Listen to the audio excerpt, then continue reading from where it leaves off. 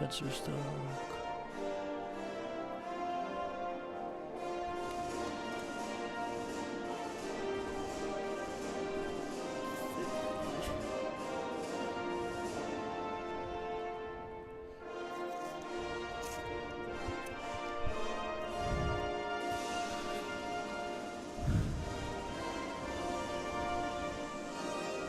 Kendall Ice Arena in Kendall, Florida, where two teams are on very opposite trajectories in the second division of college hockey south. The University of Miami Hurricanes are fifth consecutive loss after a back-to-back in Tampa against the University of Tampa. USF went over to UCF over in Orlando, where they played the Knights to a pair of wins, having accumulated victories in 3 of the last 4. The USF Bulls make their way from Orlando. They went back home to Tampa to a home-and-home with UCF before coming back here to Kendall, where they'll play a Miami Hurricane squad who is currently on a bit of a downfall, but they look to make their way back up into the College Hockey South Division II rankings. Hello and welcome. I'm Ryan Lee. Alongside me is Connor Stein. And Connor, these are two teams who it's going to be very interesting to see not only how they continue to play with how things have panned out through the entire season, but this is a 2-game doubleheader between the D2 and the D3 sides. So both coaches have actually to split their respective roster for today's side. As we can see, the University of Miami, they'll be in the whites. They'll start things off from right to left. The USF, they're going to be in the all greens. They'll start things off from left to right to start things off in the opening shift of the game, as we have stopped things only 4 seconds in. Yeah, Ryan, as you were talking about, though, these two teams on polar opposites of the standings. The Miami Hurricanes are really just trying to footing early in this season, and they look to do so against the USF Bulls. Now USF in the zone here early, keeping good zone time, early pressure here. Continuing to battle along, a couple of white and green jerseys before Ferry pokes it along. Still stuck in the Miami zone. Shipped away, Mario Carvaro couldn't get it past Max Hoffman as he makes his first save of the game, only 25 seconds in. Spencer Stock paired as that stretch pass for Ferry was attempted. Daraspe trying to go on a wide ankle. Mensimer there to cut them off. USF coming off of 3 wins in their last 4. That 4th game was against FAU, where that ended up being a 4-4 draw. And it's kind of the way that things have gone with USF so far. 6-1-1 to start their season, including being undefeated in their last 4. And that one non-winning result was a tie at the end of the day, Connor. Yeah, no, this squad looks really good, calm and collected early in this year. Obviously coming off those 2 wins against Central Florida. A talented squad that beat this Miami Hurricane squad, and they're obviously controlling the puck here early at neutral ice. But no, what I need to see out this Miami Hurricanes team is just a more persistent first half of their play. They just have started super slow, both D2 and D3, just not really finding their footing early. But I think if the Hurricanes can find their footing early, get some pucks on net, things will start to go their way. John Cooper, the lone person, back in his own end with Jake Turlick making the sprint up ahead. Owen Welch tries to get out of the zone. Mensimer lets it fall behind him so that can be corralled by some of his fellow mates as Jake Turlick will swing this one in. Miami making a couple of changes as USF will make do with the 5 they have. This USF squad, this is the only time they'll be playing the University of Miami, at least the D2 side will. We'll see the D3 team play right after the conclusion of this D2 game. And it's a very interesting mix of rosters for both the Bulls and the Canes. But right now, Kyle McGuire trying to get out of his own end before Spencer Stock swipes it towards center. A quick little weave in there. Jack Jusko couldn't corral, and now it's a chance in the opposite end for Jacob Duhaime. Duhaime from distance, glove down by Max Hoffman. Yeah, I like what I'm seeing so far from the Hurricanes. Doing a lot of physicality work. Just got to find the puck so far. This is their second offensive draw, the USF Bulls, as they have possession here early. Ott still with it. He goes back and forth with the senior Fleer. That wide angle chance sputters him the way to the corner. No one able to get it free, but Jusko will jar it loose. Fenster stock. He's got a man on the other side. It's Koo. Tried to center for Koo, but it goes off of a stick and out of play. Yeah, see, those are the opportunities you want if you're the Hurricanes. That little 2-on-2 opportunity. Festerstock couldn't get it past the defenseman's stick there. Could have used a shot on goal, but nevertheless, you love to see the offensive pressure here. Max Hoffman, 4 starts so far in this season, 1-3-0, 752 save percentage with an 8.25 GAA. He is starting today for the University of Miami Hurricanes, while Miami will try to get behind Jack Laniek, who is 2-0-1 in 4 starts, 961 save percentage, 1.6 goals against average.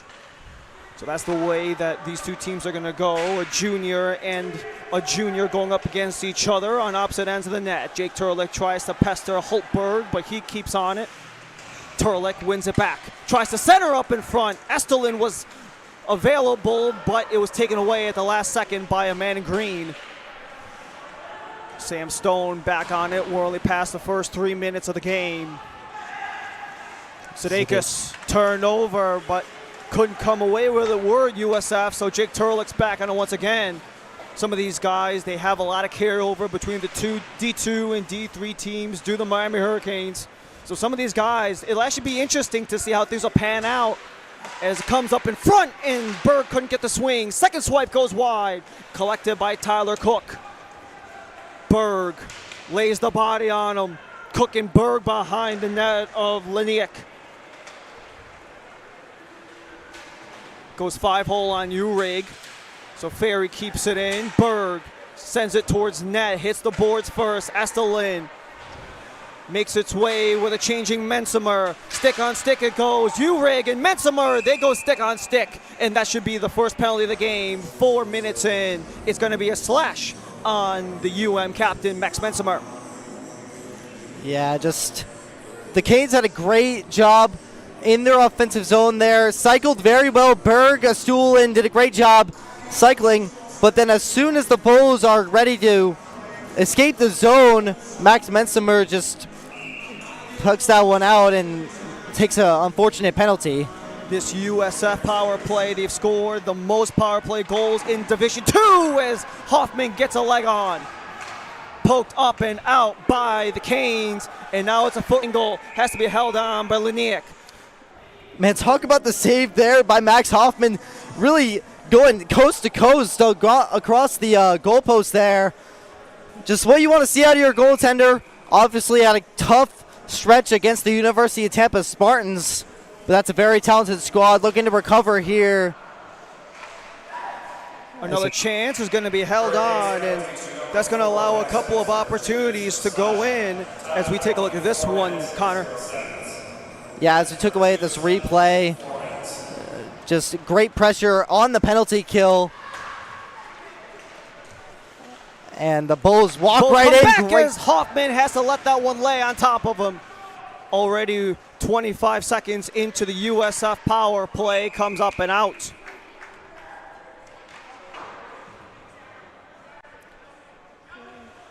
Yeah, no, the Canes are doing a great job making sure the Bulls don't have too much zone time. Just a minute 31 left to go in this power play. Stulin will take this draw. As we mentioned, 19 power play goals for South Florida. That's the most in College Hockey South, nearly doubling the total of the second place team, which is none other than the FAU Owls, who were the last opponent to meet the Canes D2 squad, at least here in Kendall. As the D3 squad is coming up right after the conclusion of this game, who are coming off of a split decision between them and FIT. Another 121 in the Mensimer penalty as Sudeikis tries to send that one shorthanded. It goes well wide, so it's Dustin Holtberg who will take it back. The junior from Jamestown, New York, leaves it behind as he lets his teammate carry on. This is going to be Danila McKeeve. McKeeve tries to wrap around, comes back to the point. He's got Stowe. Stowe from a long angle. And it's going to be gloved down by Hoffman once more. Yeah, Hoffman really standing on his toes here. Still a 58 seconds left to go on this penalty, but I really liked what I've seen so far. Just a little bit dangerous opportunities. Just got to eliminate those, and you should be able to clear this one off. Back to the point. No one able to keep it in. Tyler Stowe sends it top slot. No one able to corral. That was Kevin Rosello, and it gets sent all the way down by the Miami Hurricanes. They have 40 seconds left to go in the shorthanded sequence for Miami. Plays it back. Trying to go for Kashikani, but it's a turnover as the Bulls claim it back. It's Tyler Stowe. He gets blocked off and sent away by Miami. Lanier for Mikheyev, the grad student from Russia, drops it behind for Justin Holtberg.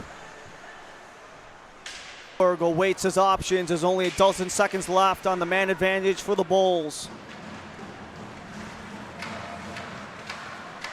Wide angle, Hoffman with a save. Second chance, Hoffman! He got the blocker on it somehow, just blindly threw the hand behind him. From the point again, deflects wide. McGuire off of the boards, not out, into the top mesh, out of play. 13:51 in the first. Man, really a great kill here for the Hurricanes, but they had a little scare here in the defensive zone. Quick shot, and once again, Max Hoffman really standing on his toes, making sure nothing gets past him. As he Hoffman takes another again, kick again. Off just before that face-off went off. How he kind of used the frame to really get that last save off. It helps when you're a relatively large junior at 6'0", 176. He fits the pads well. He's been having to come up to the task for Tom Mamello's squad, who has been struggling to say the least. Only one win in 7 games. Quick tap in front, and that's a quick goal for USF. McCray Hoffman was unable to see it. It's poked home in front, and Grant Dietz gets the opening goal of the game. Yeah, no, just caught the Canes defense sleeping. We saw this in the past games as well. Just getting lazy in that defensive zone. Defensive play hasn't been great so far this year for this unit. But once again, get caught sleeping. Oh.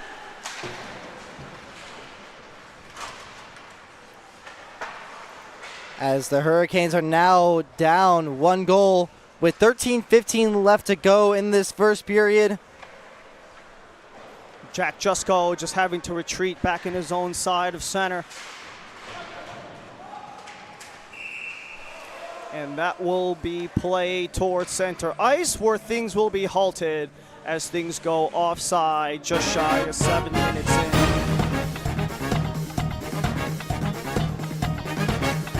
So this is going to provide some interesting wrinkles.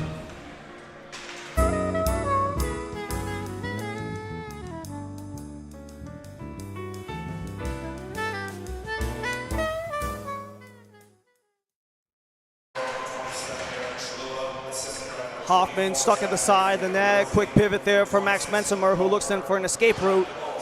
Koo gets it out on deflection, so Ferry's on a race. He's going to go up against Enzo Daraspe as him and Ferry square off in the corner. Just go along with him. Shai Haley knocks down his man. That's Koo, but Koo back on his feet and gets back possession. Not for long, however, as it comes back for Shai Haley. Haley couldn't get around Mensimer, the freshman from Riverview, Florida.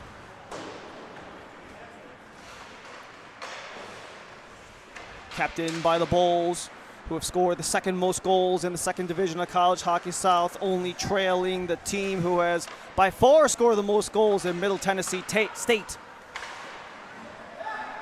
Man, well, we just saw on that again, one of those almost costly defensive turnovers that ended up not hurting the Canes. But Ferrier back on in the other direction as he's got some man up in front, trying to go, but it's a swing and a miss there for Ray Owens. Only one there at center, Bryson Ureg. He goes up tight, and that's squeezed again by Max Hoffman. Bryson Ureg playing in game number 25 of his College Hockey South season, the junior in his second season, before coming down to Tampa from his homeland of Orlando, as we have 11:43 to go in the first period with a USF Bulls 1-0 lead. coming just before the penalty expired on that initial call for Max Mensimer on slashing. As it's going to be a quick touch up, Fencer stock, tries to go from a tight angle, but it will be held on by Zach Laniek, who was stellar in the last time he was out a couple Saturdays ago in the last USF game that was on the 5th versus UCF in that home-and-home series.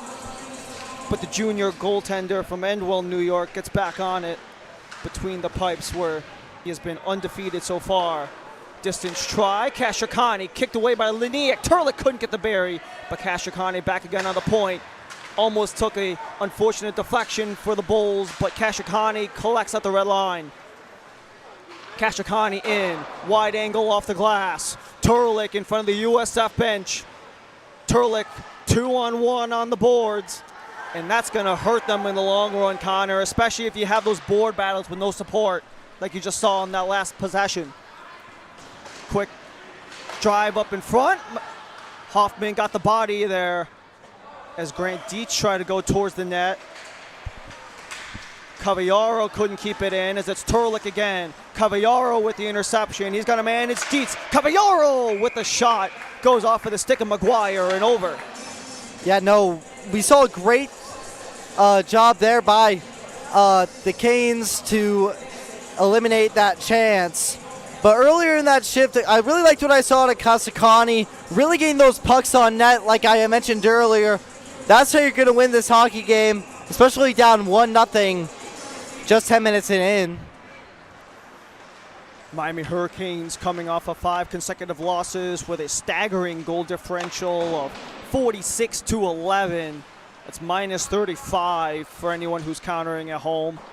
And that season-long minus 34 goal differential is the lowest mark in all of the second division of College Hockey South. They want to turn those fortunes around. They'll have to start at home against the USF Bulls, already having to climb up from a 1-0 deficit are the Canes. Zach Fleer, loose puck after Hoffman got the initial save, but no one was able to put it back.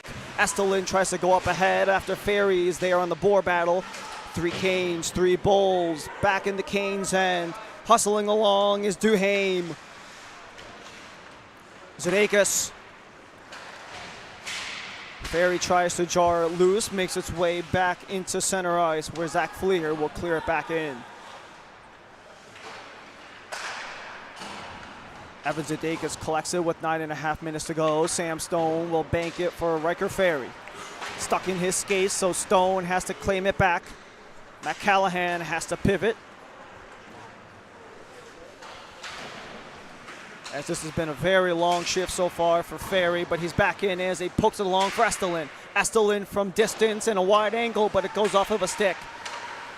Estelin behind the net, wanted Ferry in front, but they couldn't connect.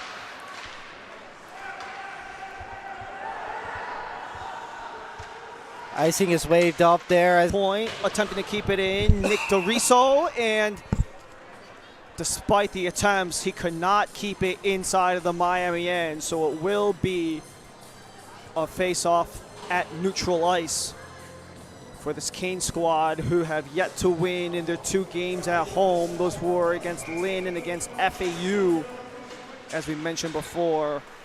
An absolute struggle in 2 games in Tampa, where they were outscored by a collected 26-4 in those 2 games across the state westward. Yeah, but we also didn't talk about that Tampa squad rather is D1, and we're playing up to the Division I level. I mean, I think it's good to see for this program caliber teams, but I don't think you can bash them too much, as that team is one of the best Division I programs in the entire nation. D1 in College Hockey South, most certainly deeper than it was last year, where they only had 5 teams participating in that first division, and this year it has grown substantially as that one gets swung towards net. McCray Hoffman will poke that one into the corner. Kashokani fights for it as him and Turlick aren't able to escape. It's Bryson Uhrig again. Koo lets that one fly past him. It's DeRiso and Koo. DeRiso evades Koo, and he enters again. Doriso tries to slide it under Kashikani, but it flutters straight towards Hoffman. Replay from our power play, rather. But to talk about that play, the Hurricanes tried to clear the puck, and Doriso, rather, did a great job coming into the zone and getting a quality shot on Hoffman. Luckily, getting rid of any damage done as the Canes look to out-loot this pass. Jake Turlik into the zone with numbers. Wanted Berg up in front, but that got broken up by a diving Doriso. Zadakis has to claim it back before he can get any more disruption from Haley, as we have 7:22 to go in the first period of play. Owens from distance just slams that one at the end boards just to get it in the first place. Zadakis can't keep it in as Haley just gets rid of it. And that's icing against the Bulls. And this is a UM squad who has struggled at points, but they also have managed to show that they are capable of that bounce back that we've seen from them throughout the season. Maybe the consistency isn't necessarily the thing that's there, though. And that has really been one of the Achilles heels of this UM squad that has put them in the position where they are. But a lot of times when they talk about how things go, the usual expression is just it can only go up from here as that puck comes up and out of play. And because of the dump in, rather, from USF, it prevents them from changing. Yeah, no, I mean, I really liked what I've seen out of this first period from the Canes. Just kind of get more pucks on net, clean up the defensive zone play, and things will start to go your way. Max Bensimer just slams that one into the end boards. Estelin, he's got some men up in front. Estelin wraps around, he's got two men to the point. Across it goes. It's Max Bensimer, took a deflection, but still goes wide. Estelin once again sent that one towards net, but it's interrupted. It's Bryson Uhrig, and he got a stick on by Mensimer, which disrupted a potential breakaway.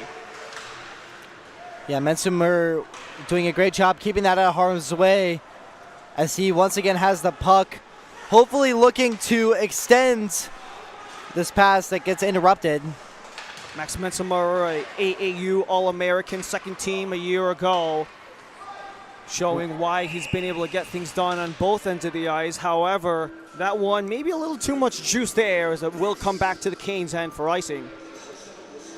Yeah, the Canes just really got to get the difference makers going here. So far, they've been shut off for the most part from this Bulls defense.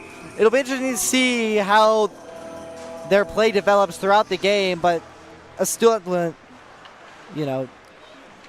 Caballero from a wide angle, couldn't get it to go, so it's Estelin, bank it off and into the bench.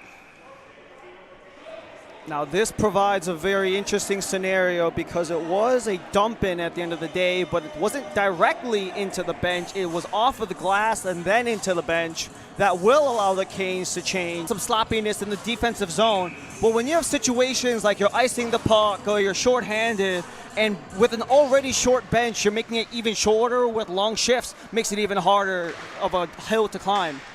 Yeah, we didn't even talk about the differences of bench game later, but so far it won't show now. We'll probably start to see some head down, but hopefully the Canes can conserve their energy. Put up the sliders on Chell a little bit on the UM side because of the shorter bench on just the fatigue factor alone.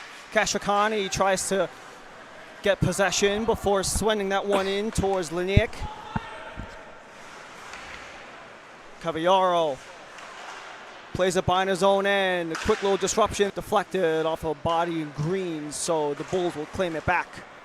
Kashikani wants to play it up. I really like what I'm seeing out of Kashikani. Once again, back-to-back shifts, just getting constant pucks on net, looking for opportunities, just what you want to see from your defenseman here.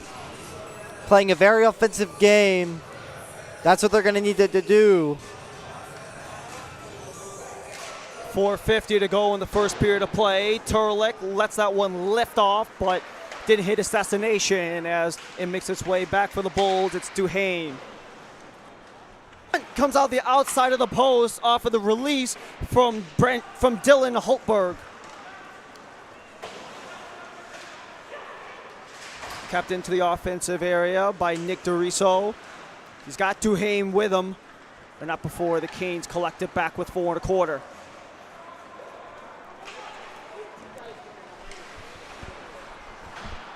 Dustin Holtberg and his brother Dylan, they're 1 year apart. A pair of brothers from the point. Max Mensimer gives a distance from try.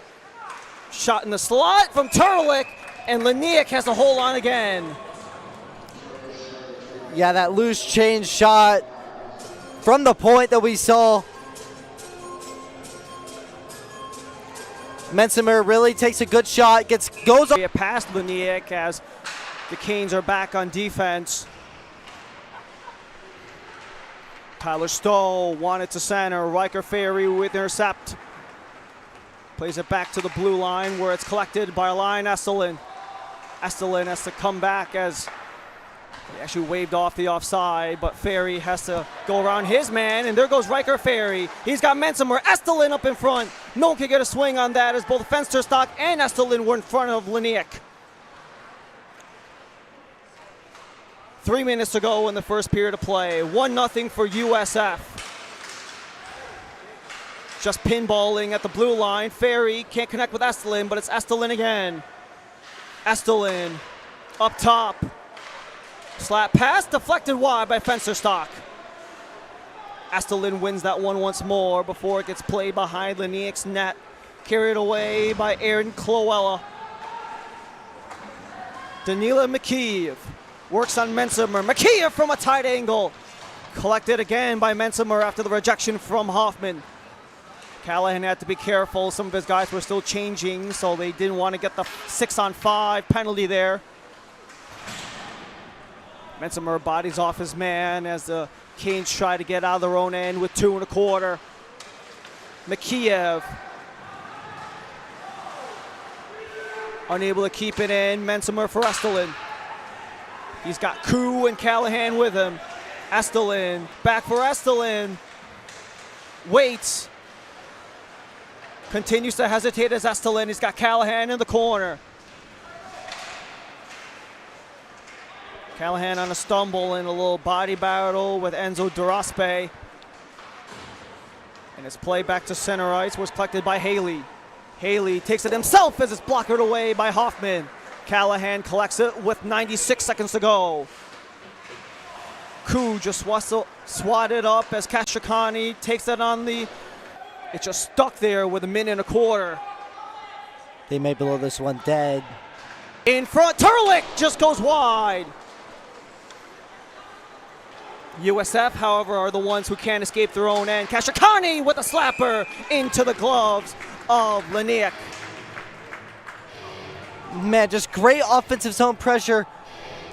That's from the previous play, but to go over that last one, just a great job by Turlick, getting that one on net, getting great pressure. I really liked what I've seen at the last part of this first period as the Canes are flexing their muscles a little bit with this first line. We can see what they can do. Owen Welch behind his own net, where Duhane can't get it out. Owens fights for it and wins it back. Ray Owens wants to poke it up for Fensterstock. Couldn't get it past Offenbach. Owens, he's been the real workhorse of this first period for the Miami Hurricanes, at least in terms of the forwards, as it's a quick bob and weave there for Grant Dietz. Estelin takes a body, arm up from the official. It'll be an elbowing call upcoming. And Estelin, he's getting some contact. He got a little grab there and a little shove back by Welch.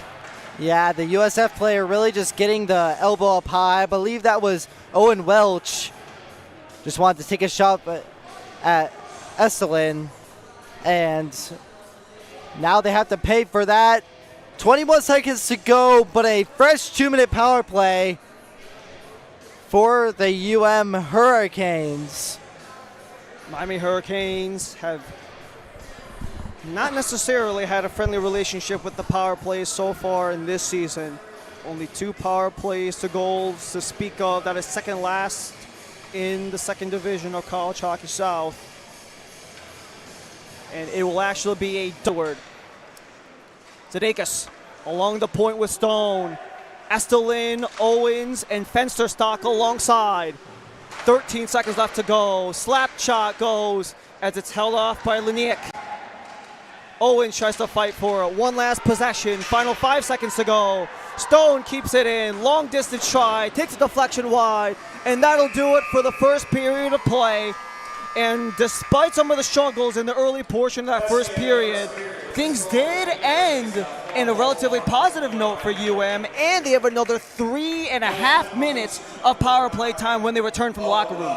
Yeah, no, for sure. This last part of the period, just a really strong offensive job for the Hurricanes. Their star players really coming out, establishing that offensive presence. Estelin and, of course, Stone as well. But no, lots of great things, and we can see if they can do it in the second period as we look forward to that. 1-0 after 1. We'll be back with the second period of play when we return. And feel free to support your University of Miami Hurricanes by showing your support. The QR code is on the screens to donate for some of the various causes that has, whether it be travel, equipment, so on and so forth. That'll do it for us here after period number 1. We've got more from the second period in Kendall when we return.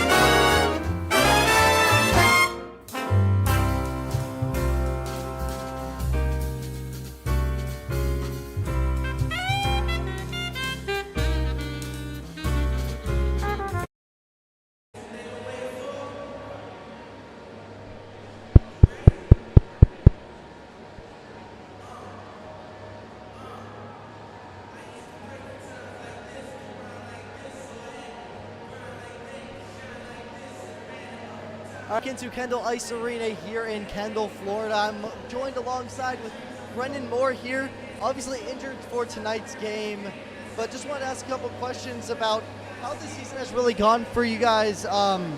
So what would you say the difference in skill level between D3 and D2 has been so far for you?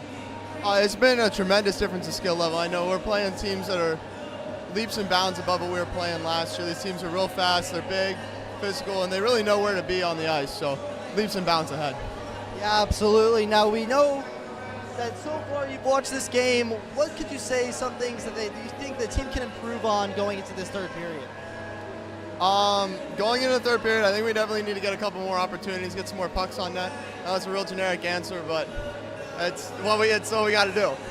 Yeah, no, I was talking about it on the broadcast. I like what I saw from Kashikani, obviously getting those pucks on net as a defenseman, just what you want to see. But that'll wrap it up for our interview here at Kendall Ice Arena. We look forward to the second half of play.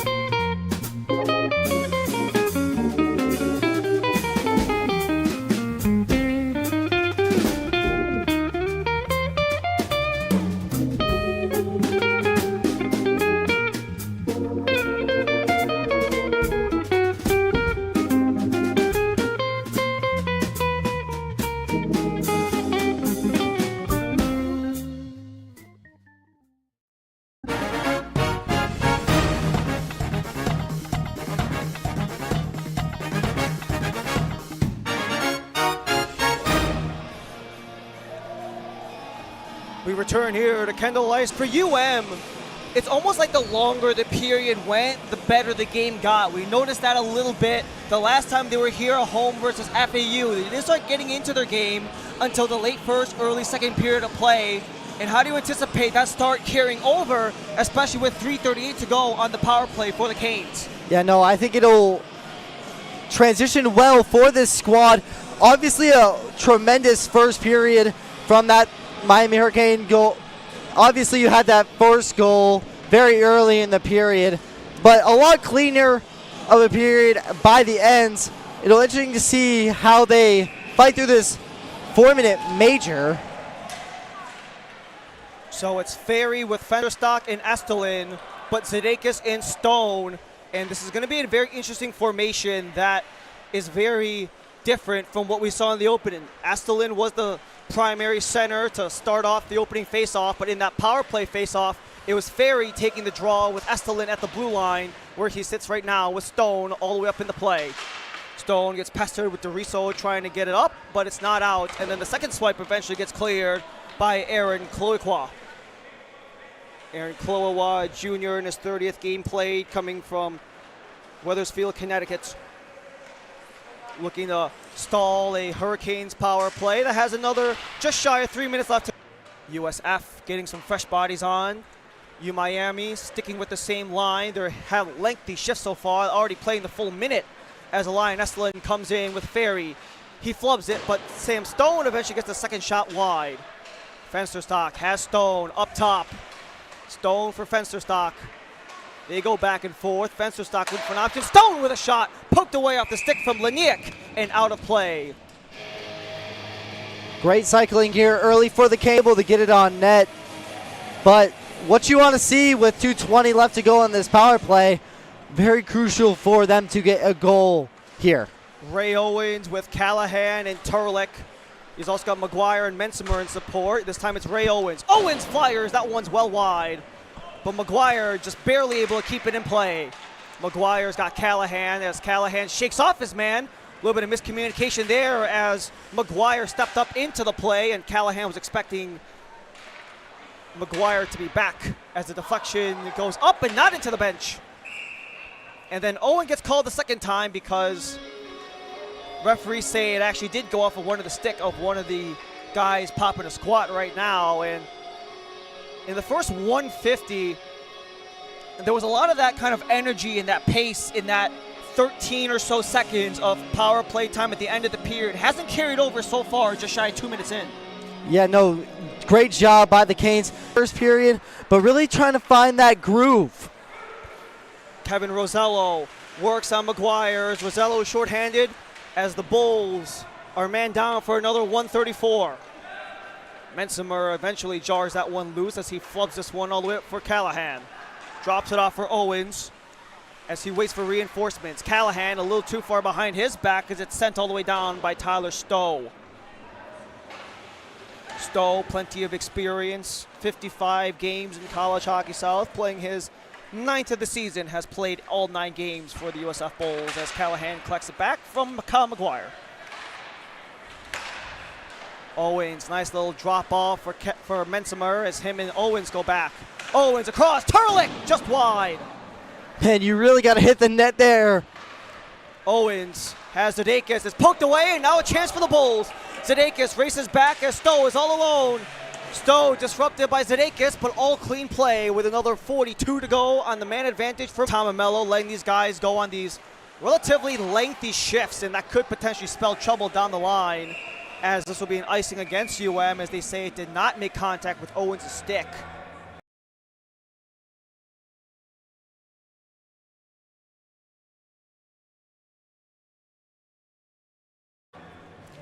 To finish my previous thought, Zedekis, I would say, saved a goal there, shorthanded for the Bulls. Just what you want to see from a veteran defenseman. Only thing arguably worse than giving up a shorthanded goal is to give up another man on the ice to make it 4-on-4 for a bit and then go for an abridged penalty kill if you're the Canes, especially down 1-0. But A chance to try to finish things off, 10 seconds to go, and maybe even get some possession. Owens blasts that one over the head of Laniek. Sent down by the Bulls, it's a foot race. Hoffman out of his net to swing it around for Stone. Stone off of a bounce. He's got Estelin with him. Stone wants to weave in, steps in. Estelin couldn't get the poke in as it goes off of Laniek's skate. 4 minutes in. Still 1-0 for University of Miami, who are looking for their second win of the season. USF, they've only lost once in this season. Zedeikis cycles it around for Kloewa. Stone wanted to let that one loose, but it hit an obstacle before it can make its way to the net. Back to the point, Estelin keeps it in play. Couldn't connect with Fensterstock, so it's back for the Bulls once more. Cavallaro takes a body. Cavallaro still on it, poke check by Ferry. USF are back on as they make a change. Up top, some contact, loose and out of the zone, so Dietz has to retreat. Festerstock getting a well-deserved change, poking that one out of harm's way. Alain Estelin, he's got Berg, Adam Berg! Couldn't get it past Laniek.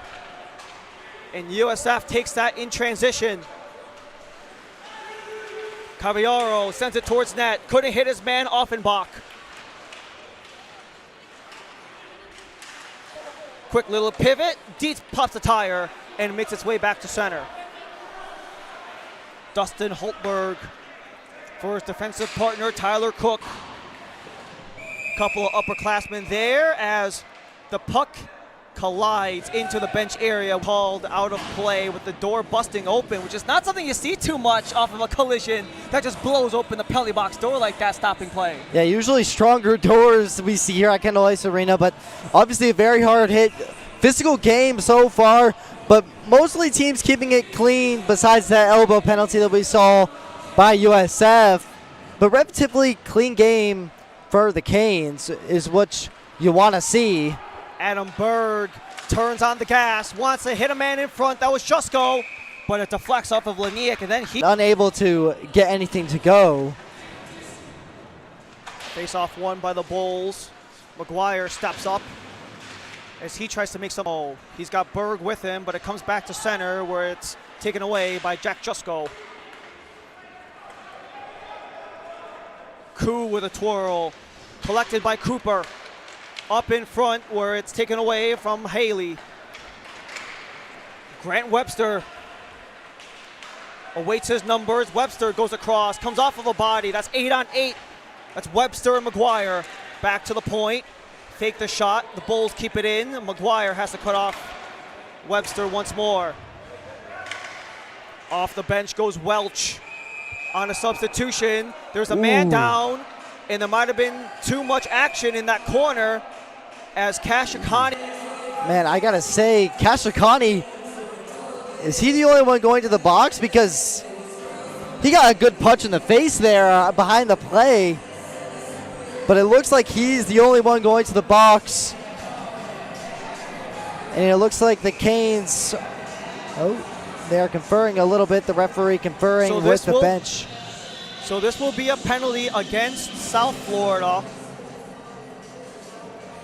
A power play for South Florida as Miami will take the man into the box, which will be Ricky Kashikani, as the Bulls still have yet to figure out what power play unit they want to run. Now they do. They were blanked out on their first try as their first goal came just after the power play expired, so they're 0 for 1 on the day as it comes back up top for Cavallaro. Cavallaro waits, across, takes it off of the outside of the net. That was a laser there from Grant Dietz, but he was off his aim.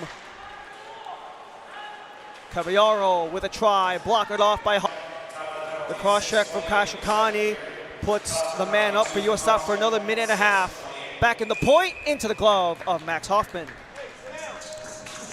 Yeah, solid cycling here early for the Bulls. Some quality chances for them. We saw Cavallaro with a great quality shot, but unable to get anything going. The Canes got to find a way to kill off this penalty to prevent any damage being done. Miami has the second most power play goals allowed in the second division, behind only Embry-Riddle.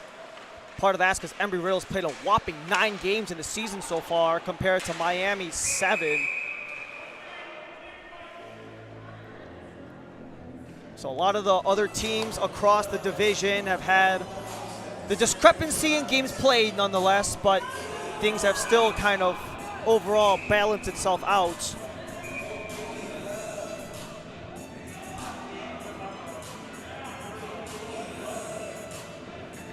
As there might have been some scoreboard issues or the loose puck. Officials are trying to talk to the timekeepers.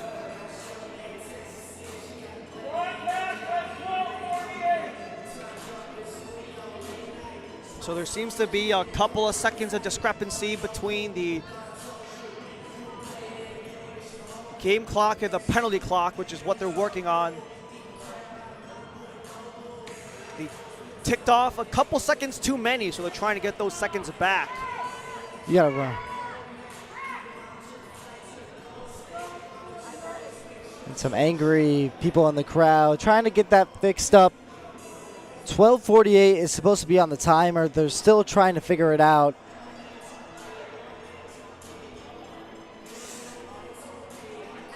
And they just got it back up. This is game 1 of our 2-game doubleheader on this Friday night. We have the D3 squad of Miami and USF coming up after this. And then both the D2 and the D3 squads respectively will square off again tomorrow, with Miami and USF D2 opening things up again tomorrow. That'll be a 3 p.m.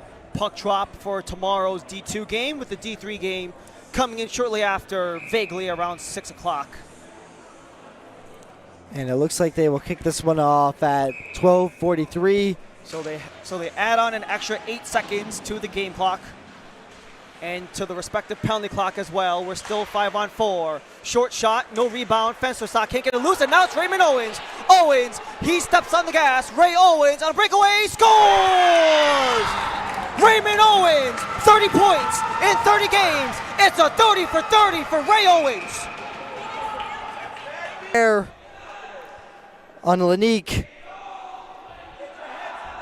This game is back level at 1 aside. After giving up that first goal just after the expiration of the power play in the first period.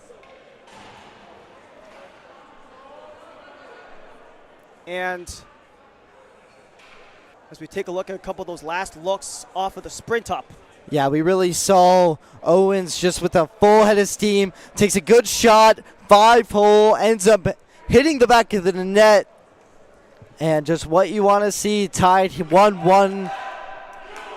As USF really traveled well here to Kendall. Well, part of the thing is that what Tom Amello and the Canes had to do is they actually had to split their roster down the middle to account for the 2 rosters. USF just straight up has another set of 18 to 20 guys solely dedicated to their D3 roster. So because of the way the rosters are split today, it's one of the reasons, as we mentioned at the top of the broadcast, UM only working with 15 skaters on their D2 roster. They have 16 skaters on their D3 roster in both games. So it's a little bit interesting, the dynamic of the overall roster compilation. But at the end of the day, it's a 1-1 game. As at 7:39, Raymond Owens got the shorthanded goal as it comes across, kicked away by Hoffman. Another 21 to go in the power play, and it's Owens once again. Owens got Fensterstock on a 2-on-1. Owens cuts in, collects. Blockered away by Laniak. Owens wanted back-to-back on the shorthanded opportunity. Second one with the 2-on-1 Fensterstock. Final 5-second shorthanded for the Canes. That is carried up by Holtberg. Dustin Holtberg wants to get across from McGuire. We're back to even strength as Kashukani comes out of the box. Played back. Rossello. Across for Stowe. Kept in by the Bulls. Up top for Cook. Quick slapper. save by Hoffman. Second save by Hoffman as that one gets held on. Yeah, but when our camera fends over to the right side of the rink, you will really see, as you were saying earlier, just the amount of players for both squads, as we know that D3 game happening later. But for this D2 game, just lots of great things for this Hurricane squad early.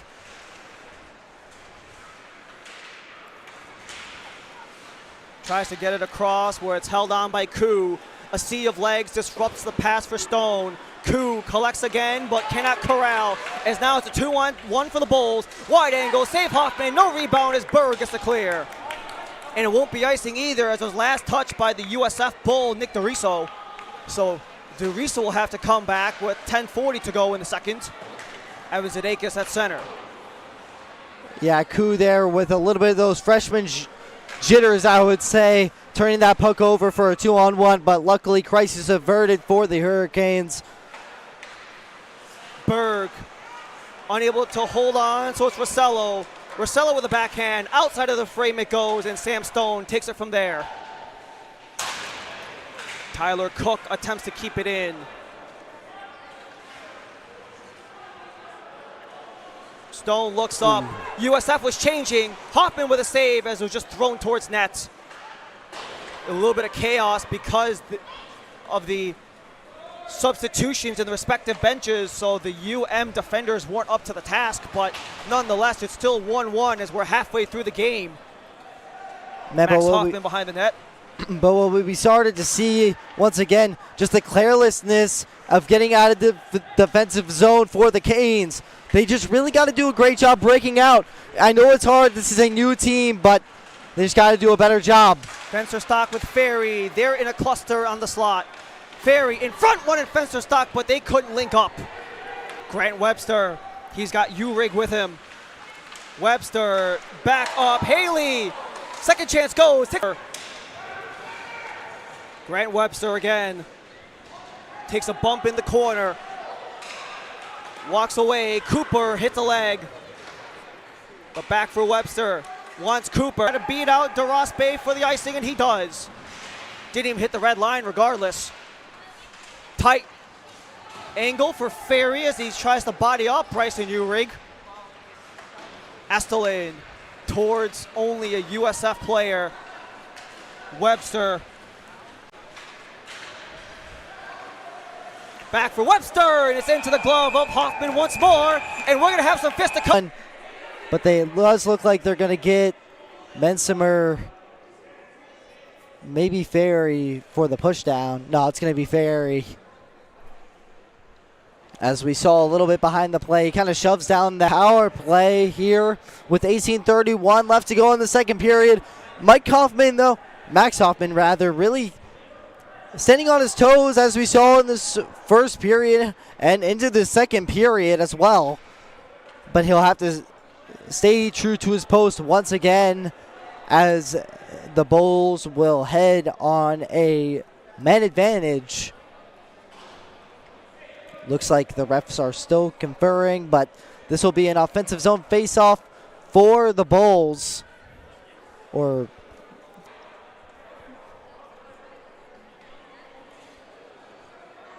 like USF's Offenbach kind of pattering off the ice. So some of the kerfuffle out after the whistle was enough to draw a man into the penalty box on both sides. So we will have 2 minutes of 4-on-4 play, which, just generically speaking here, when you have that man off on the ice to come about with the one man down per side and skating 8 on the ice instead of 10.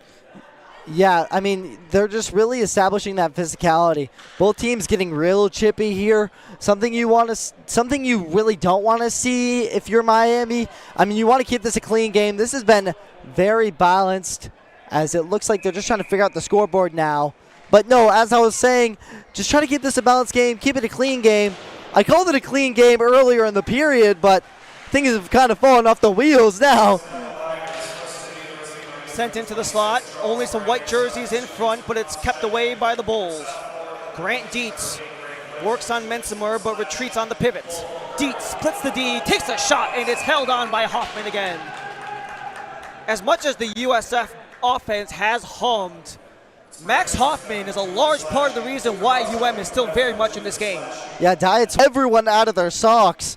The freshman making a stand, but Max Hoffman once again staying true. The Canes will need to rely on him a lot more in this power play, or excuse me, this 4-on-4. Dietz lays it back for Ott. Nolan Ott across for Welch. Tries to go wide angle. It's back for Cavallaro. Nolan Ott returns for Cavallaro, but it makes its way over. Grant Dietz again. Dietz wiggles through, and it's off of Hoffman again, and he'll cover up once more. Opportunity after opportunity USF has been given, but UM has squashed them out almost every chance they've had so far in the 4-on-4. Yeah, Zadakis done a great job keeping that one and giving it right to Hoffman to keep it out of harm's way. But no, so far, pretty clean 4-on-4. The Canes really just got to get out of this zone, though. I mean, it isn't even play field after all. Into the corner, no one able to claim it. It is Adam Offenbach. Takes it around for Jack Jusko. Jusko lets Sadakis collect it as there's another 53 to go. Him wheel and deal. What does he do here? Leaves it for Jusko. Bobbles around. No one able to collect it, so it's back for Jusko. Jack Jusko. He tries to make some moves as it's Sadakis. Wants to go in front. Owens. Owens again. Wanted to go for two, but couldn't get it past Liniak. 7 minutes to go in the second period of play. Bang pass cut off by Stone. The rebound generation has really come there for USF when they're on the attacking end, not so much for UM, and that's bit them in the butt so far as USF are already back in the offensive end. Adam Offenbach stripped away for Owens, and he just lets that one fall for Jusko as we are back to 5 aside. Owens in a scrap along the boards with Duhame. Stone takes it away from both of them. Ring it around the board. Coming off the bench goes Jake Turlick. Berg still on it for Miami. Turlick on it. Coming off of the bench goes Koo. Distance try for Stone. Rebound in front. Still a scramble and falls through. A couple of whacks allows Jake Turlick to bury the first lead of the game for the UM Canes. Man, Turlick in the right place at the right time. You saw there, really it just bounced off the pads. As we look at this replay, they kind of cycled around here on this 4-on-4. Stone getting that shot on net, and then the loose change finds its way on Turlick's stick, and Turlick buries it, and it's 2-1 Miami Hurricanes with 6:04 left to go. One of those crucial goals that could be very important in the latter part of this game. Scramble as there's an the opportunity. UM bench, and that one goes into the UM net now. After a net front scramble in front of the USF net, a net front scramble in front of Miami's net allows the Bulls to tie things up at 2. Yeah, as I was just saying, I mean, right off the draw, you see the Bulls quickly into the zone. Hutlerberg just gets it right on the stick of Stowe, and Stowe ties this one up in the same breath as I was just saying 2-1 Canes, but it is now 2-2 with 5:57 left to go. That was a goal aside in 7 seconds. One from Turlick, and then Tyler Stowe the other direction, the senior from Palmetto, Florida. Danila Mikiev couldn't keep possession as it's wrapped around the boards. Here's a 2-on-1 opportunity. Astale, Miami! They reclaim the lead again! And just like that, that's 3 goals in under a minute. 3-2 Miami. Man, talk about a great exit here by the Canes. Festerstock gets it to Asulin. Asulin looks for the cross, and it just finds its way into the back of net. Festerstock buries that one, 3-2. Now, man, just back and forth here in the second period. Absolutely exhilarating. You definitely don't want to miss this here at Kendall Ice Arena. And this is some of the most exciting moments of the Miami Hurricanes season so far, as they take that 1-goal lead that they just previously had. So they take the lead, draw level, and then reclaim it again, do Miami, all in the span of 34 seconds. Esselin's got Festerstock, collision at center ice, the center of the offensive slot. It's taken back by USF, where it is taken away by Grant Webster. Webster drops it off for Uhrig, as Uhrig wants to weave that one through, but it makes its way to Hoffman instead. And very much so, it's almost like USF saw the UM speed and said, we'll match you MPH per MPH. And now the PA announcer has to do some work, because he has to announce all 3 goals now. Yeah, what a day to be a PA announcer. 3, as you see, 5 goals rather on the board.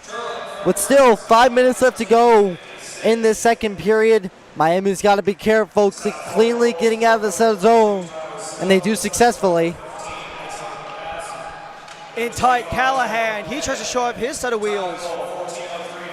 In front, Owens! Off of Padilla, second chance in front, Turlick couldn't get the berry, and now there's more pushing and shoving after the play. Owens getting into a scrap, Callahan with a shove from behind. Yeah, but we see here in the replay, Callaghan doing a great job circling, finds Owens, and Owens just can't get it past the goaltender. Turlick looking for 2 there, as we saw the pushing and shoving once more. And then it's just a question of where everyone's will go. So Ray Owens just hopped over the wall into the penalty box. And the official opens the door for, that looks like Grant Webster. Looking or like that might be, pardon that, that's Welch. But there's 2 in the box for UM, 1 in the box for South Florida. And it's all a matter of who gets what at this point. Yeah, looking like it will be a 4-on-3, I believe. It'll be interesting to see how they dish out these calls. I mean, they just really got to calm themselves down. The officials got to step in a little bit more. Both teams 5-on-4, as the Canes will have to kill off another power play for the Bulls. So it looks like after all was said and done, Ray Owens will get the extra 2. So it looks like it was a 5 aside, but the extra 2 goes to U Miami, which is why USF will get the power play. Fed across for Mikheyev. Danila Mikheyev, he's got Tyler Stowe up top. Stowe equalized the game shortly ago. Stowe blasts that one wide, so Mikheyev wants to dump this one in, where he's looking for Nolan Ott. Sudeikis, however, is on it with Ott, and no one can quite get it cleanly, and eventually it comes for the Bulls. Rossello, he's got 3 points this season, all of them coming versus Embry-Riddle on opening weekend. Slapper from distance, second chance swept away. Hoffman on his rear end. Scramble in front of the net, and Hoffman eventually covers up. Hoffman really got a break there. Fell on his behind, we saw, but the Bull wasn't able to wrap around in time, and it stays a 3-2 game with 1:20 left to go. It'll be interesting to see how the Canes clear off the rest of this power play. Cavallaro wants to get away from Jusko, and he does. Cavallaro puts it behind the net, where he takes it back again from Ott. Cavallaro with Jusko steering him down. Top of the slot, Offenbach. Offenbach pestered by Jusko, as it's cleared away for Cavallaro. Cavallaro plays it out wide, and the Bulls collect it. Hoffman with the initial save, and no clear there for the Canes as there's another 50 seconds to go on the USF power play. Grant Dietz wanted to go across, but Turlick was one of the obstacles. Scrambling in front, and now we're back to the level. A power play goal for the USF Bulls, and Mario Cavallaro with the equalizer. So it does look like that little tussle after the play does cause the Canes some growing pains, as USF just really keeping it inside the house, as I like to call it, right in between the hash marks, buries it, and is now a 3-3 game. Just a really intense, close game. Probably, I would say, their most intense game for this D2 squad, beside that Central Florida series. Both of those two games were differentiated by a combined 1 goal between the two games in total the accumulated goal differential of that USF series. Right now we're level at 3 with 3:18 to go in the second period of play. And because Callahan got that extra roughing, he'll just have to sit in for the coincidental 5-minute majors. As it's going to be fed up in front. Loose puck in the slot. Whack away there was Dustin Holtberg, but he couldn't bury it. Holtberg had 5 goals in the first 5 games. Hasn't had any in the 2 since. Elian Estelin in transition. He gets bodied off, but recollects it once more. Still deep in the USF zone where it's taken by Nick DeRiso. Barry was tied up and pitches it for Estelin. Estelin in front, Festerstock scores! Reclaims the lead! It's 4-3!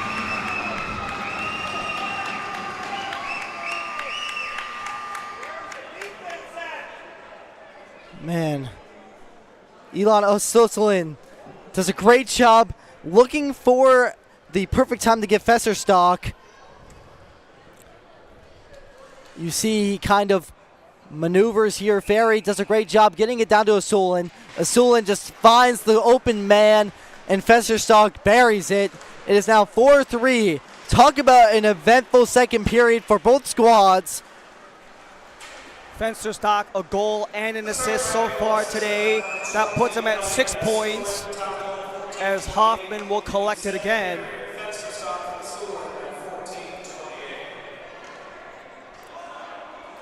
But I mean, overall, just a completely different period from the first period. Just so, oh my goodness. As we see center ice, I think he's going to get kicked out of the game. There was an ice bowl that just went full on Ferry. Oh, wow. There's another whack there. That is a cheap shot whack. And Grant Webster, he is ready for more. He's got to be careful, man. This could take a lot more than just this game off. Well, there's a reason why the officials just shoved him into the tunnel, because they know that Webster, despite having some experience as a junior, he is hot right now. Let's take a look at this replay. We'll see if our camera caught it.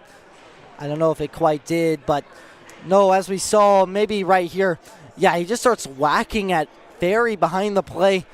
And the drop of the gloves at this level is an automatic out. Little pushing and shoving, that will fly, maybe a 2-minute at max. But the second a glove makes contact with the ice, that is it. So it is very much a fair decision based on the rule book of things, where any fight, any dropping of the gloves will result in an ejection. We've seen that in Kendall a year ago, that season where, however, last year, it was a lot different because Miami was just boat racing teams. They would get double digits maybe by midway through the third period, partway through the second period. You know, you'd be up 5, up 7, something like that. So then the other team is heated because, you know, you have the fact that the ice is tilted in that direction. This is a level game, and it's just been back and forth. You just have two sides who have an accumulated 5 goals in the last 5 minutes of open play. So this is a very different situation entirely, because if you look at it last year, you could say that UM is boat racing a team and the ice is tilted. This time, this is as even of a game as you get, 1-1 midway through the second period, and then you have 5 goals, bang, bang, bang, bang, bang, in the span of 5 minutes. This is as tight of a game as you can have. And if you are a guy like Grant Webster who just got shoved into the tunnel because of how irate he was, that can be a huge loss for the Bulls, considering how much ice time he's had and how much meaningful ice time he's had as well. Yeah, he just really exploded there. But, I mean, this is just an incredibly eventful second period. But the Canes really just got to keep composed. I really didn't see a whole lot back and forth during that hit where he just kind of went ham on him. But it's just been a completely different second period that we've seen here, as they still confer. I believe they're going to give him a game. Oh, he's definitely already. Yeah, the second they have to treat him like security, they have to treat him like a bouncer and literally shove him out of the club in this circumstance, that's no ifs, ands, or buts around it. There's no re-entry there. Yeah. But so the big question is, as the PA announcer kind of catch up on all these goals, man, I mean, they're still conferring, but overall,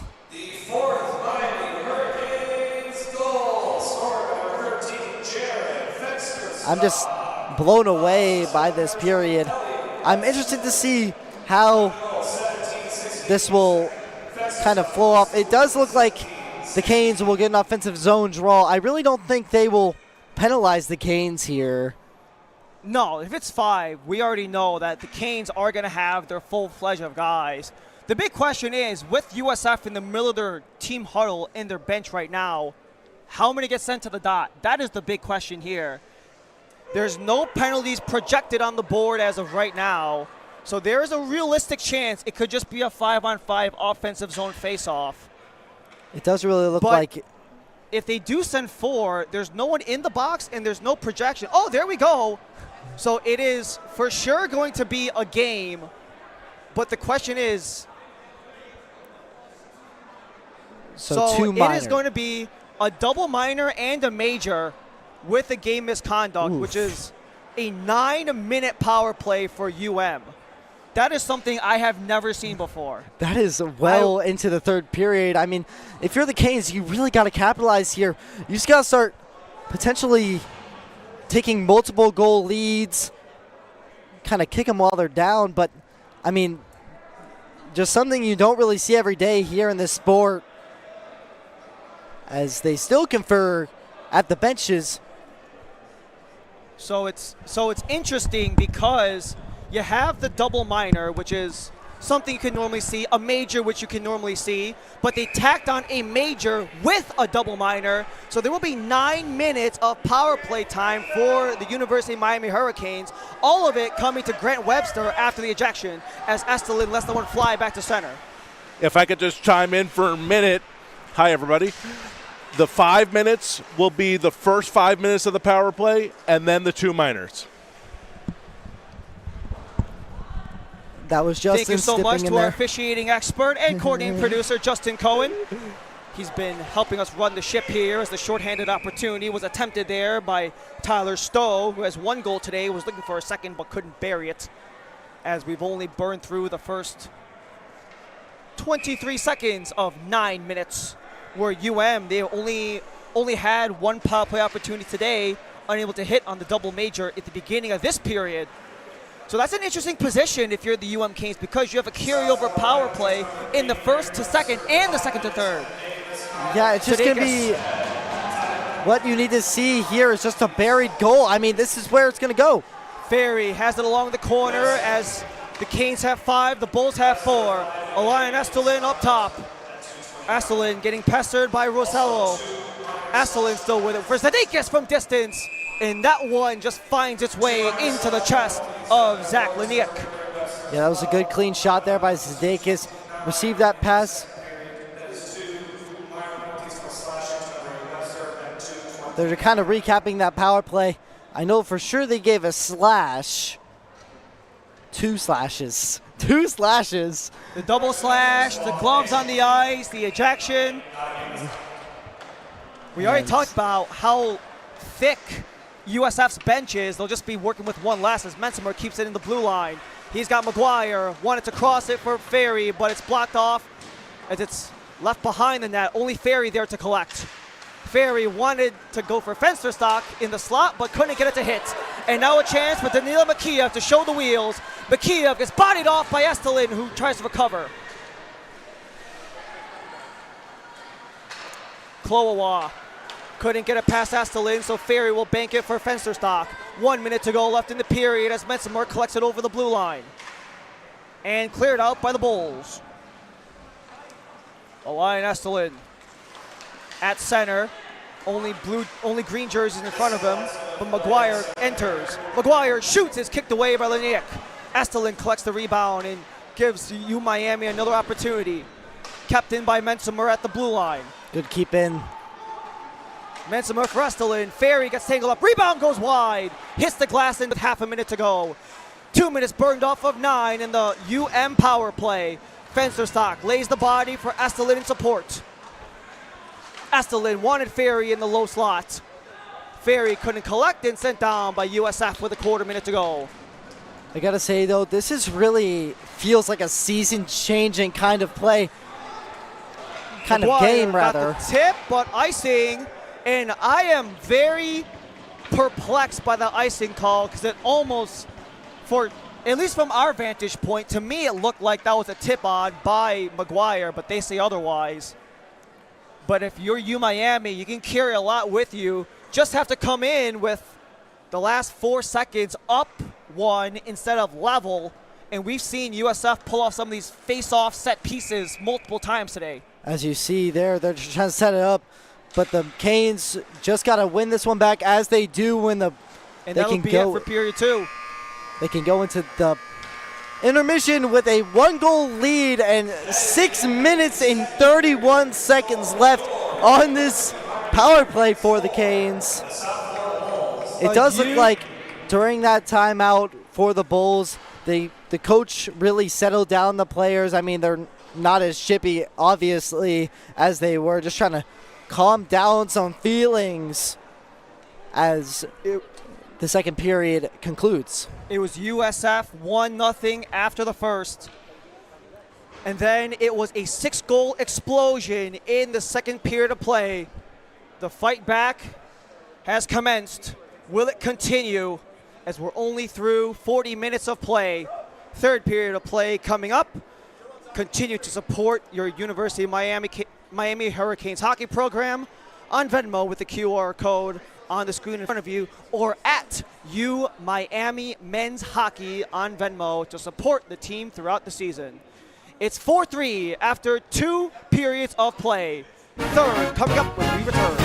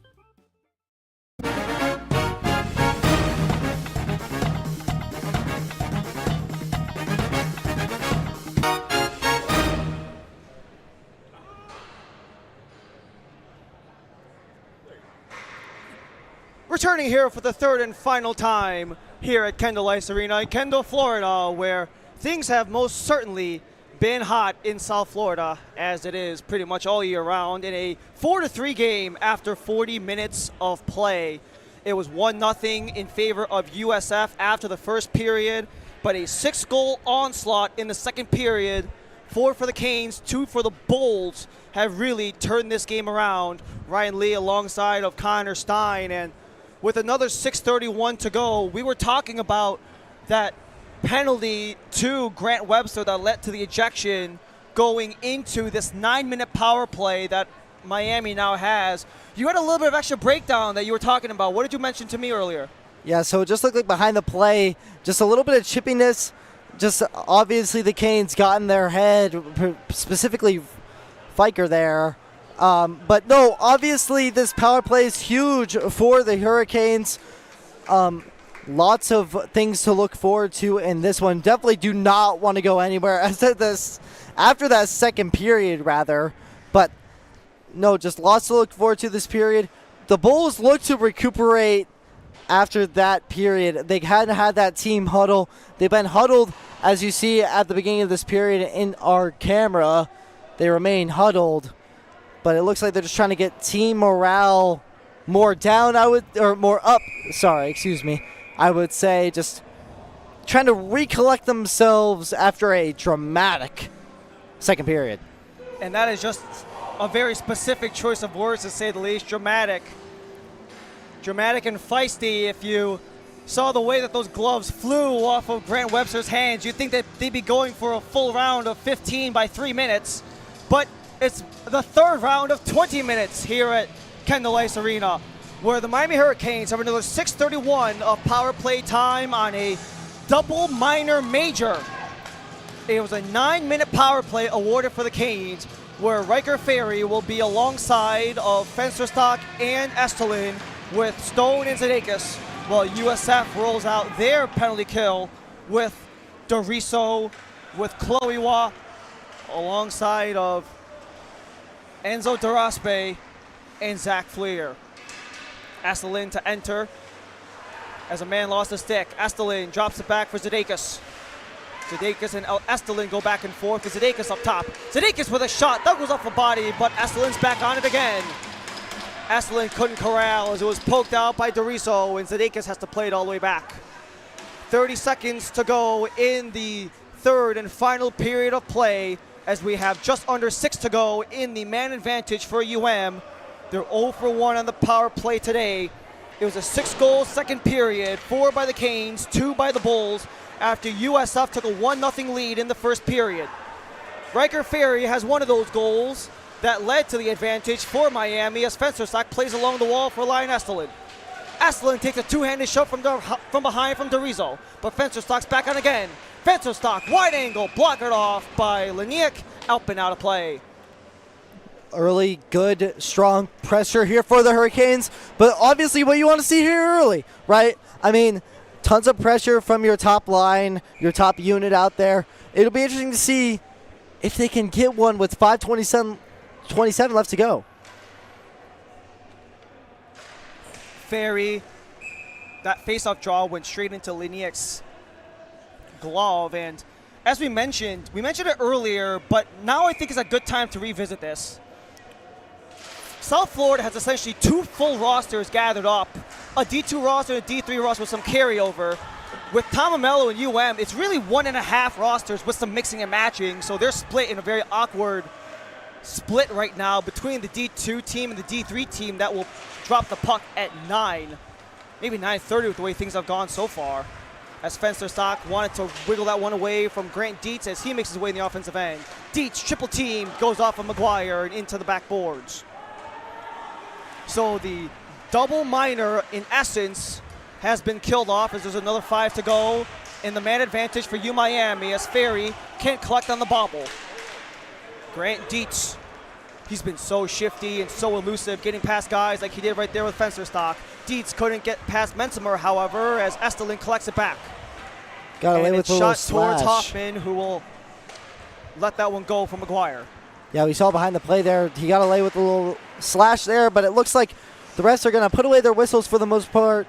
But what I really want to see in this third and final period for the Canes, I want to see cleaner puck battling. And I want to see cleaner passes. So far, so good for them, but they cannot afford to mess anything up here.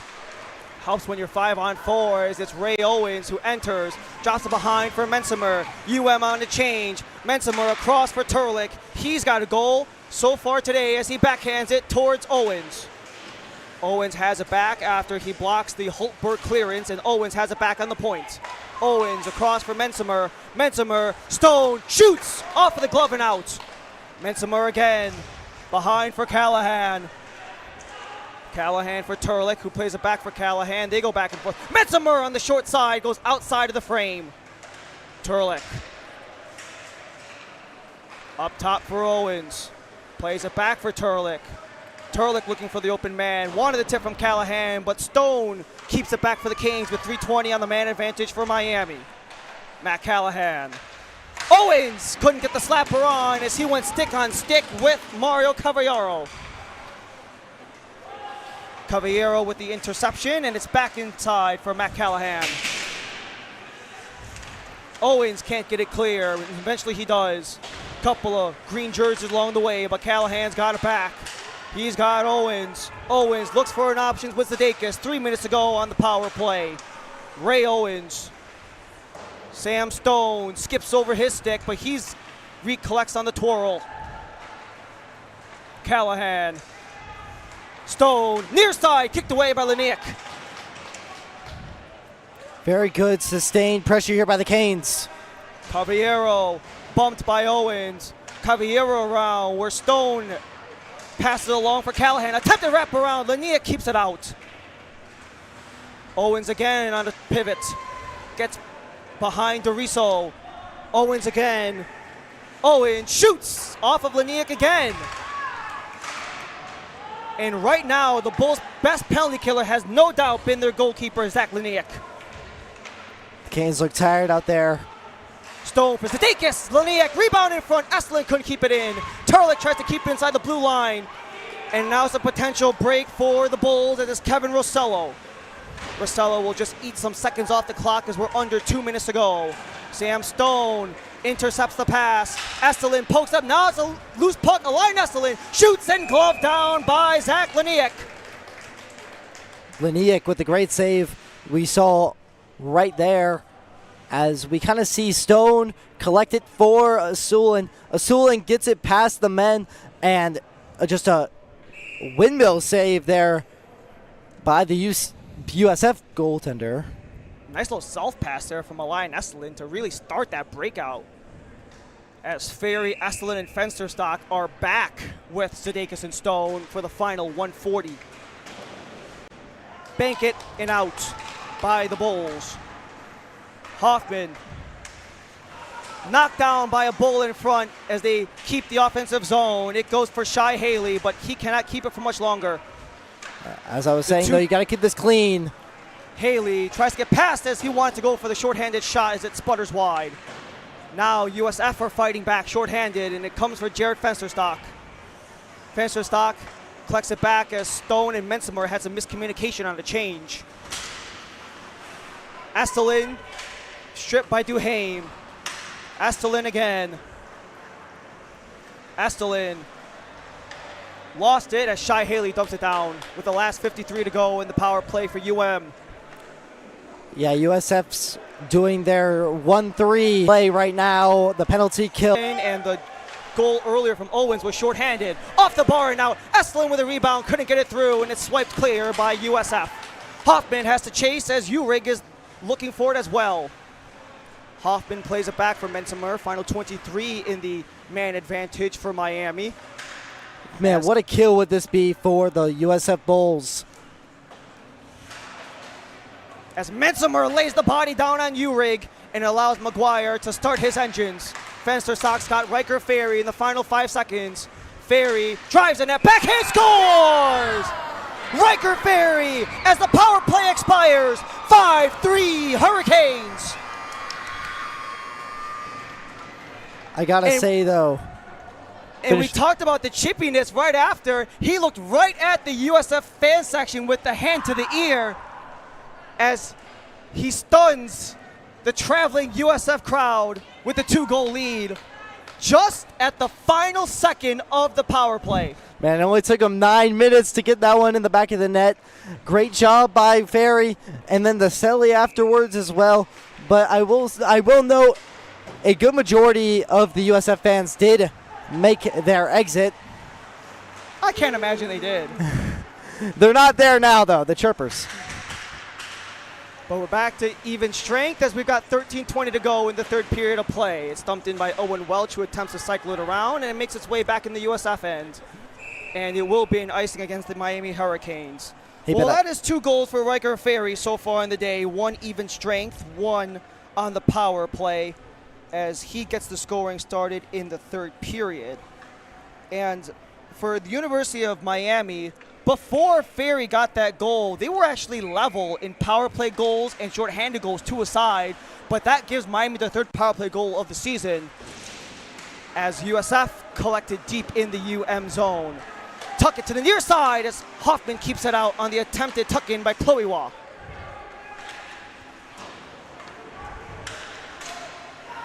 Koliwa tries to send it in front before it gets knocked up and out by one of the UM players up in front before it made its way to Hoffman as we're just shy of 13 minutes in the third. Now, I wouldn't say that USF is in quite desperation mode quite yet, but you definitely want to sustain some offensive zone pressure. They've done a great job besides that power play, that 9-minute power play that we never really see. Deflection up in front, and Hoffman somehow kept it out. Still loose in front, and Hoffman got to stick to it. Attempted to send it across. Hoffman just lets that one fly past him. Stuck in the corner, attempted to go in front. It's collected by the Canes.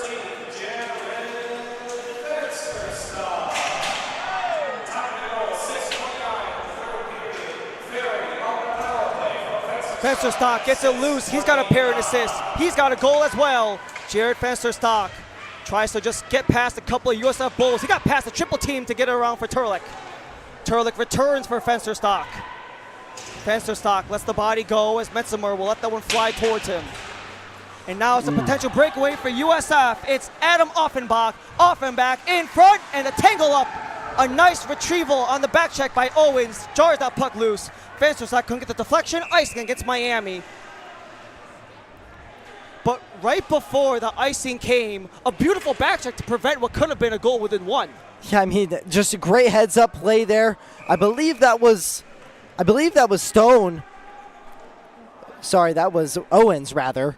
But either way, I mean, that's one of those forward defensive plays that you love to see, as the Canes will have an offensive zone draw, I think. Because they got man in the box, USF does. That is Grant Dietz. I didn't even notice that.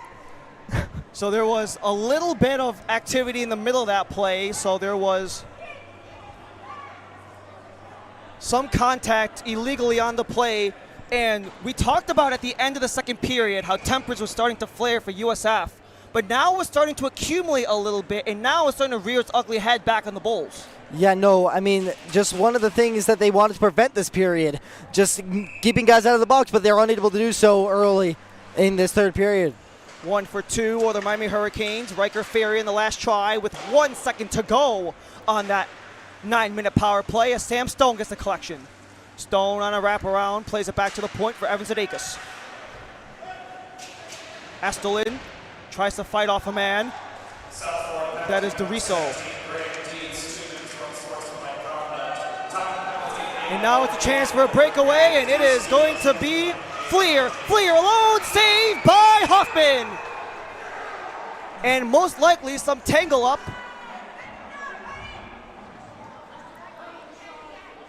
Will be a penalty against Miami. So it looked like that was a clear run for Fleer, but a hooking call against Adakis.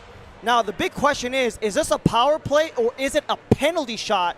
Because Fleer was on a breakaway, looks like they are setting up for a face-off. So that power play is going to be negated for the rest of the 126 awarded to the Canes. And this will allow USF to have a quick 34-second man advantage after the 4-on-4 concludes. Astelin wins it back for Kashikani. Astelin wants to fight for it back. Feet up in front, got denied by McGuire, and it just bobbles in the low slot or it's swatted away by Fensterstock. McGuire leaves it behind for Kashikani.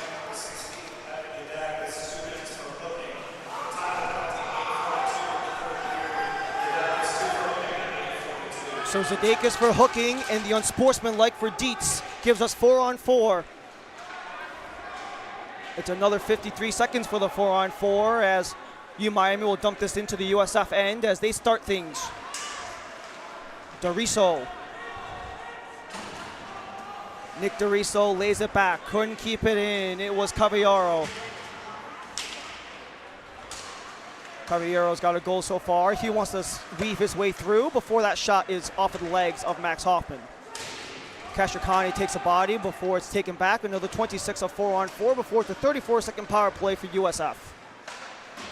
Back to the point. It goes Cavallero. He takes a shot, and McCray Hoffman covers up the rebound. And he might take some contact on the follow-through there as he is down on his back all of a sudden. Ooh, we got to make sure he's okay. That would be a big blow for the Canes. Did it get his teeth? So there was the man skating across the mouth of goal as Hoffman was trying to lay out to get the puck. It might have been some leg on head is what it looks like as Hoffman tries to shake the jaw a little bit, make sure that nothing came out of that. And despite wearing a full-on goalie mask, I'm sure losing a chiclet would not be the best case scenario here as Hoffman checks himself. Could be a loose strap perhaps, but what we do know is that it is 5-3 Miami with 10:09 remaining in the third period of play. There is another 17 seconds worth of 4-on-4 time before it becomes a USF power play for 34 seconds.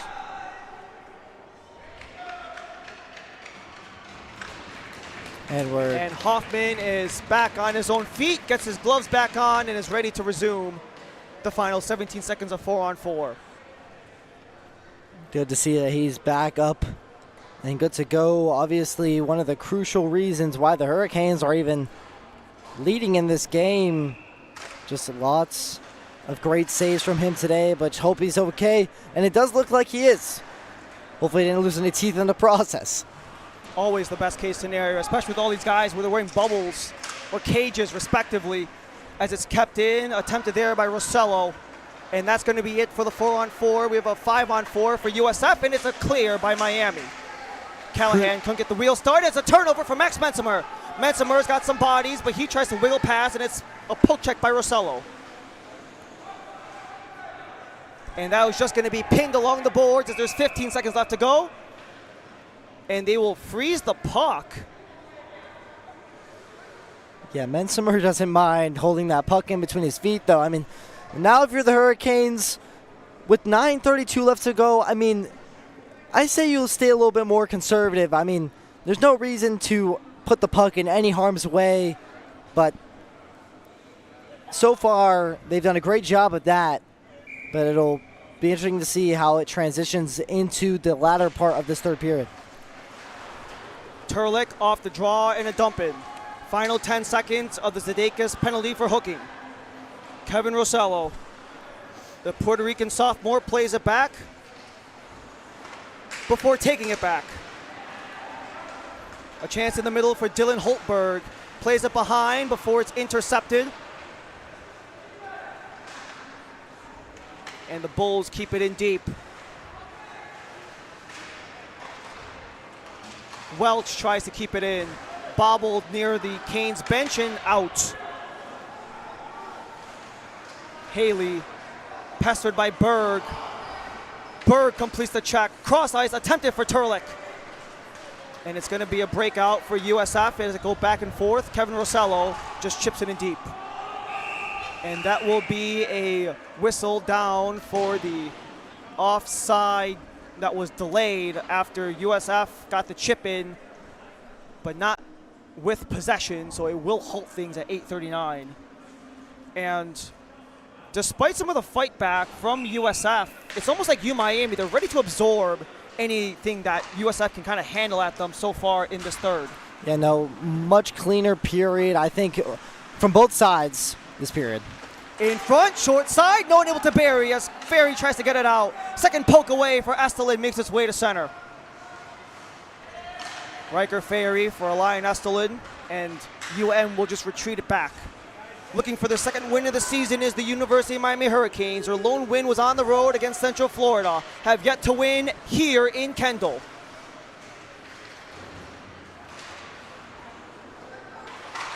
It also doesn't help for University of Miami that they had 5 of their first 7 games on the road, and now they get a 5-game homestand as Hoffman's on the bench. Delayed penalty against the Bulls. I didn't really see what happened behind the play. Maybe we can get it on a replay, perhaps.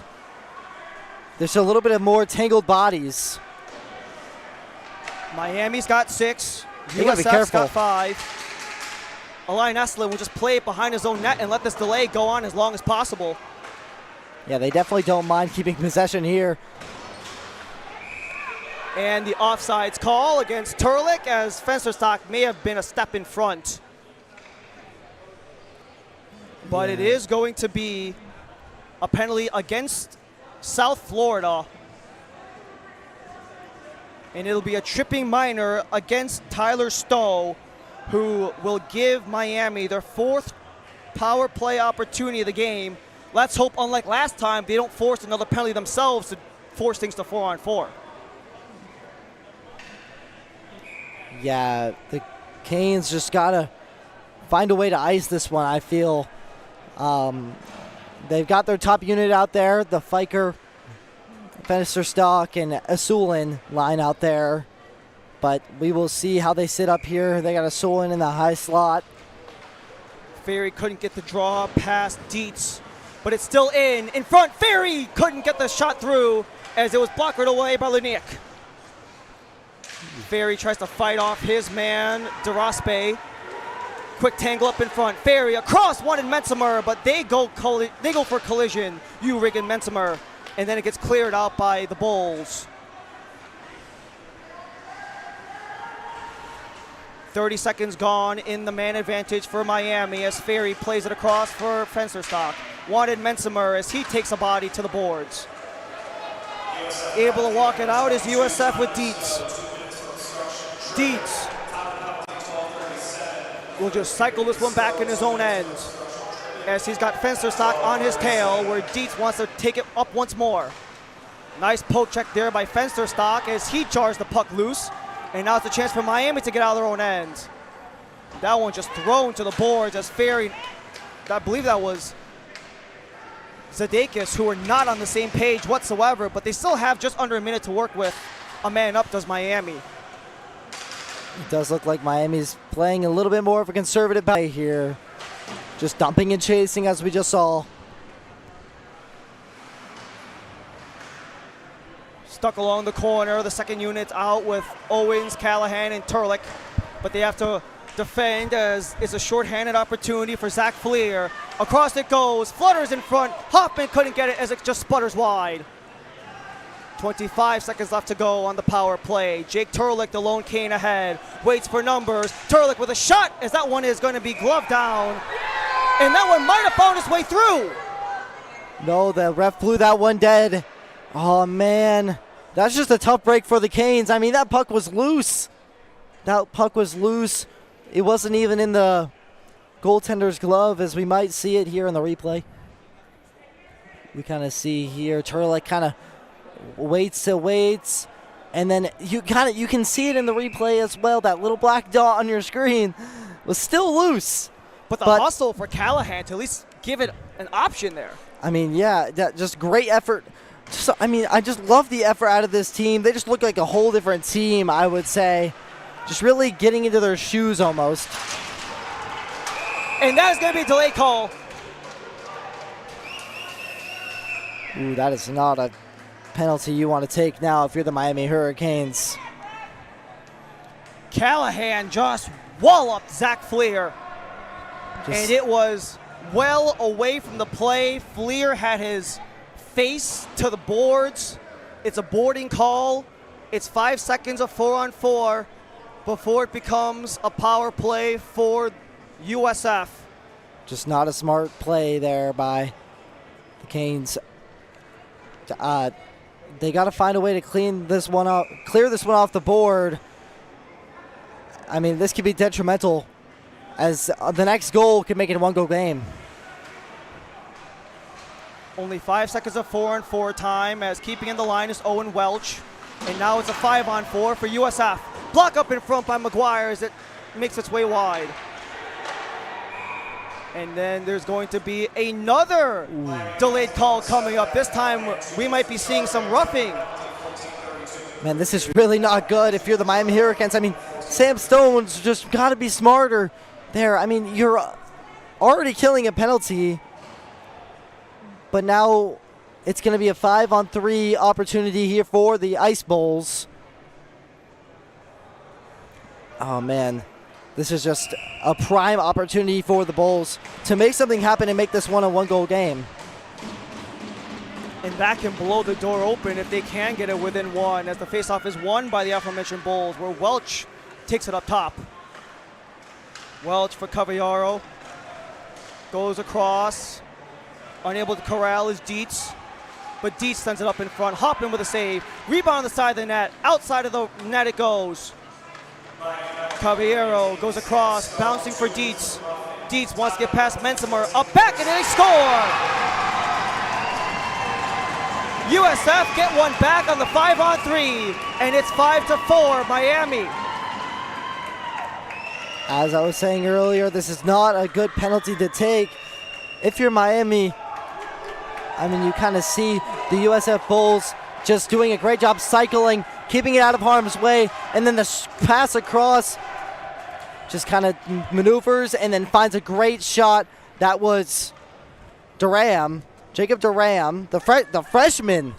How about the freshman impact from this USF squad? A lot of freshmen making their season debuts, I would guess you could say. Kept in by Dietz. Wanted to send it towards net, but Zadegas cuts him off. Now it's a chance for Lion Estelin to turn on the wheels. Estelin tries to cut across, but he is cut off himself by Welch. Ooh, great job keeping the puck. Estelin with possession will just glue this one to the boards, and eventually it is unstuck by USF. Now this one comes just more interesting. Offenbach back to the point, and a miscommunication there by USF.